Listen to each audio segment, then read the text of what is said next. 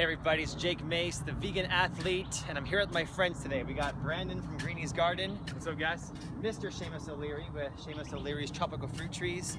And today we wanted to give a shout out to all the gardeners who follow us out there in social media land, whether it's Facebook, YouTube, or Instagram, and show you guys exactly how to dig a hole and plant a tree at your home. All right, so I'm gonna step aside, let my man Seamus O'Leary show you guys the steps. What is step one? Obviously, it's dig the hole.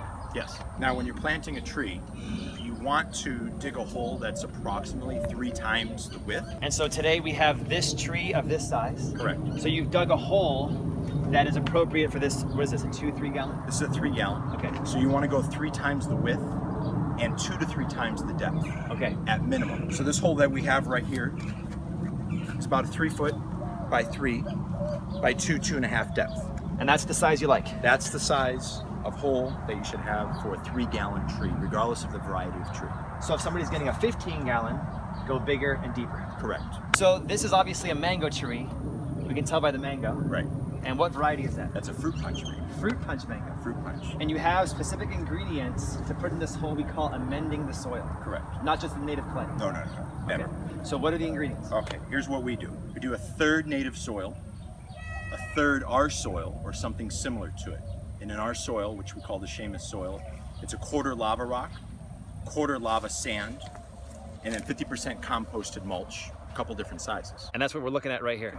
So we do a third native soil, a third our soil, and a third compost. We've actually already opened a bag of our soil, and then we have some of the native soil. And one thing very important for the home viewers, you like to take the soil, mix it in a container, and add it to the hole already pre-mixed. Yes, because when you do it in the hole, sometimes it just layers it. You want to have it mixed thoroughly. Sure. So that's why I like to do it outside of the hole. So this is 1/3 Seamus mix. Right. 1/3 of the native soil. Right. And now this is 1/3 what? Compost. Compost. Fresh, locally made compost. And that's the key, is to get it alive, right? Yes. And you can Sometimes see all the mycorrhiza growing in there. Yeah, look at how this soil has some of that white spiderweb material. That's the living structure of the microorganism that's going to help to make this soil alive from the get-go. Because people could buy soil in the store that's been bagged for years and Correct. is dead. Exactly. So find a local source. Yep. What we're going to do now is we're going to mix in worm castings. So it's a 1/3, 1/3, 1/3, and worm castings. Correct. Okay. Mix in as much of the worm castings as you can afford. And worm castings are worm poop that just looks very much like coffee grounds. But this is very nutrient dense for the tree. The living compost and the worm castings are important because you gotta water your tree and you gotta feed it. Right. Mr. Brandon, if you could mix that up for me. You got it? Get it, Brandon.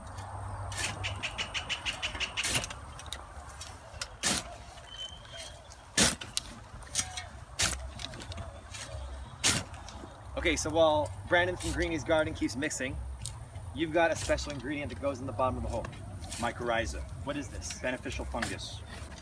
I'll flash the name on the screen right now. It's a weird name, mycorrhizae or mycorrhiza. Yep. And this stuff is going to do what? This is going to grow into a spider web underneath the ground. It's a living organism, and it attaches to the roots of the plant. Okay. And the plant will uptake nutrients from wherever that web reaches. And it develops a lot stronger root system because of this. And it's not just snake oil, this really does No. jumpstart that microbe civilization. Yeah, definitely. Every hole that you dig, you want to add 1 tablespoon to the bottom of the hole before you backfill. Is that about a tablespoon? Yeah, definitely. Okay, here we go. That's it.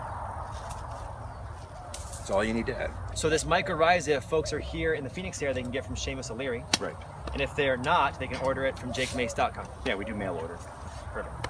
Okay, so step 1 is dig our hole, Correct. appropriate size. Right. Step 2 is? Tablespoon of mycorrhiza. Step 3? Add the soil mixture. Let's add it in there. Okay.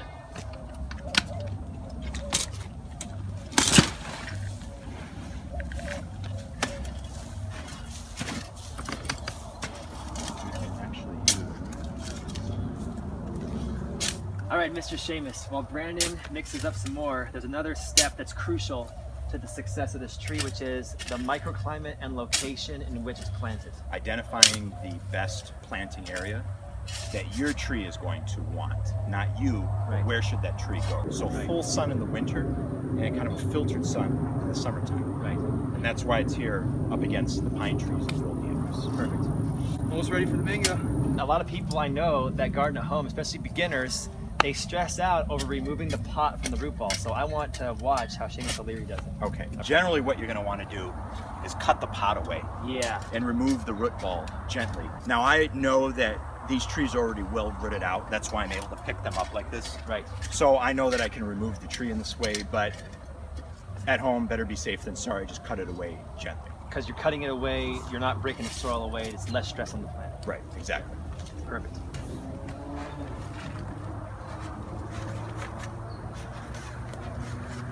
Now we're going to want to come up a few inches because we want the crown of the root ball, which is the top of the root ball here, to be a few inches above grade, because this soil is going to settle once it gets watered, 10, 15, 20%. Right. We don't want to choke the tree out. So how's that height? probably a little bit more actually. And if the camera can come in and see these roots on top, what are these roots called? Feeder roots. So you do not want to bury those. Correct. Okay. This is the crown of the root ball. You want to leave that exposed. Now it's okay if you bury them with mulch, Yes, because mulch will breathe. but not with soil. Right. So that's the right height there, huh? Yep. Perfect. We're good there. Specific to this tree, which way do you want the mango facing? I'm not going to put that much thought into it, Okay. All right.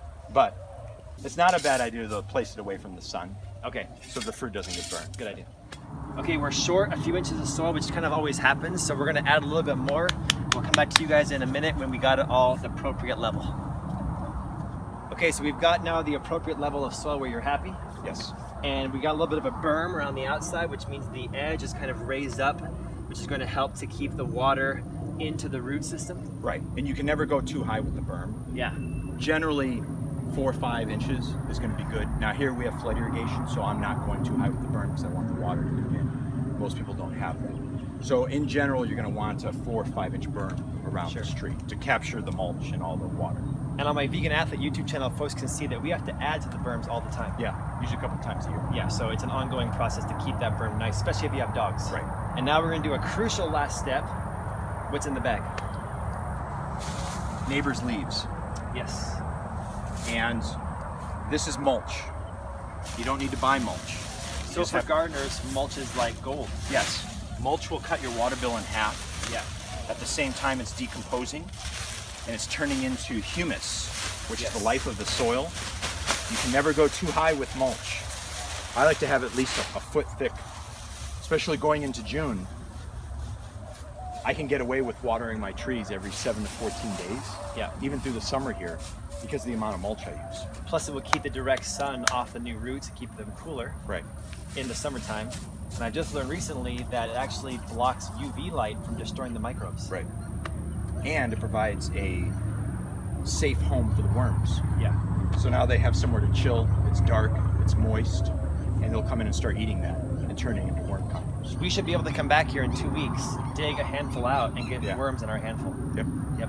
And you're going to water this tree right away, right now. We're gonna flood it. Now generally the initial watering, you wanna do 3 to 4 times at minimum the amount of the pot. So this was a 3-gallon size tree. So it's 12 So gallons. 9 to 12 gallons of water you're gonna wanna flood it with. Okay. For the reason being is the surrounding soil is very dry and it's Yeah. gonna suck away a lot of that water that should be going to the tree.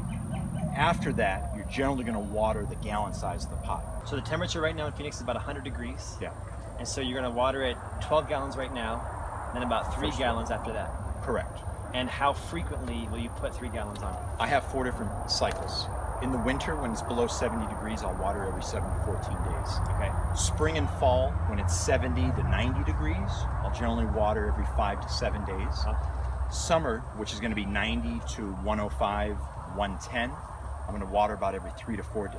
And when we have the extreme heat, when we're above 110, I'm going to water every 1 to 3 days As needed. as needed. You will have to get in the habit of checking your soil because everybody's soil is different. You only want to water when it starts to dry out. You don't want to water just because you think it needs water. You have to get down, check 6 inches in the soil, see if it's wet or dry.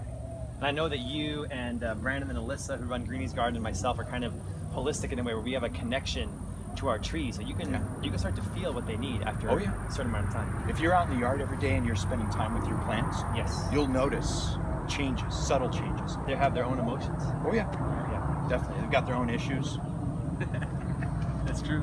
Well, I want to say thank you guys for watching. Thanks to Seamus for letting us come to your urban Thank you. farm here and showing your expertise. And thanks Thank for you. Greenies Yeah. for doing the work. And you can check out Seamus at his great Facebook page, Seamus O'Leary's Tropical Fruit Trees, or at phoenixfruittrees.com. You can go to Greenies Garden and watch their YouTube channel because it's great because they're just starting out gardening, so you can see a urban farm, the birth of an urban farm, at the Greenies Garden YouTube channel. And of course, join my Urban Gardening in Arizona Facebook group because Seamus and Greenies both post in the Urban Gardening group all the time.